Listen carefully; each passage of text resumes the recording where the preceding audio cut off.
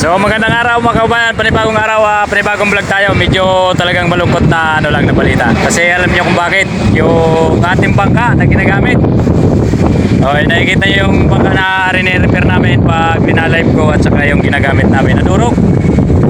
Ito, nadurog ng habagat, oh. Ito na lang ang natira. Pag balik ko ng galing probinsya, ayan, yan ang kinainat nga niya. Pagdating ko galing probinsya, ito na lang inabutan ko kasi ano to, kumbaga ito kasi hindi naman inaasahan kasi yung panahon na yung lalakas yung hangin kasi amihan pa nga. Biglang naghabagat kasi ito kung saan to nakagrahe, kaya pupuntahan natin kung saan to nakagrahe. Dito yan nakagarahe sa tapat na ito dito. Yan. Dito siya nakagarahe. Dito. Yan. Dito siya nakagarahe sa lugar na to. Ito, kung napapansin niyo yung kabatuhan na yan, dyan siya hinampas-ampas. Kaya pagbalik ko, may marami ding gumagamit yan kasi isa lang naman kami kasi yan kasi sarili ko talagang bangkayan. Pinasaulian ko. Tapos nung pinasaulian ko, ibinalik rin dito. Tapos nagkaroon siya ng sira, rinipair namin.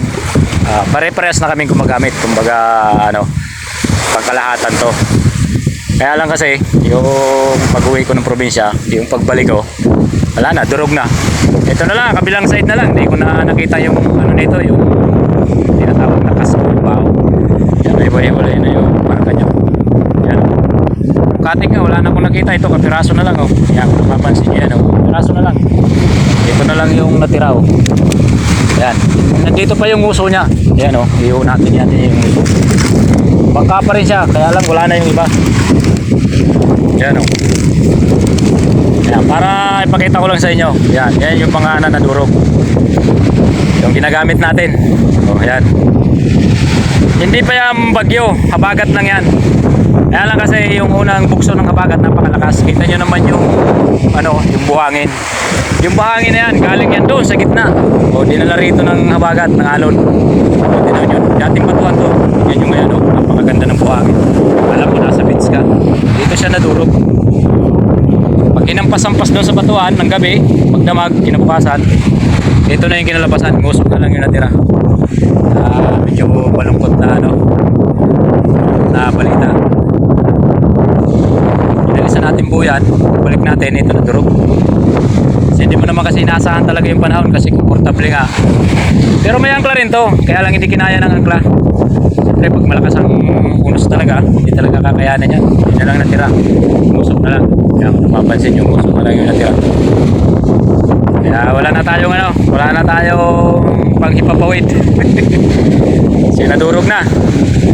Ayan, mag-assemble na naman tayo ng bago. Kasi pag nahayaan mo kasi rito na napabayaan mo, wala kasing tao. Medyo nataon siguro to na Lunes. Kaya walang tao rito. Kasi pag Lunes kasi uwian yan. At kasi na naghahanap buhay na mandaragat, uwian niya sa pamilya nila. Siyang iba rito, lingguhan. Bago mo, yan o, yan na lang natitira. Kaya ganyan talaga ang buhay. Itong bangka na to, apat na to na nadurog, na napasagan akong bangka. Dito, ang nabasag kong bangka, dalawa. Kasama na yung bagyo, dadaanan ng bagyo. Kasi hindi mo rin talaga inaasahan kahit anong, sabi nga, kahit anong iligpit mo siya ng tama. Kasi ang alon dito, nakikita yung breakwater na yan, sampayan doon sa taas. Yan. Pero ang ganda ng garahe dito kung napapansin yung buhangin. Kaya lang ganda lang talaga. Yun ang sinasabing kapag hindi mo inaasahan talaga. Kasi pagbalik ko, ganyan na. So yun lang mga kababayan. Wala na tayo magawa. Simula na ulit natin bago. Siyempre medyo masakit kasi mahal talaga magpagawa ng bangka. Kahit sabihin mo sagwa na yan, gagastos ka talaga ng libo. So yan mga kababayan.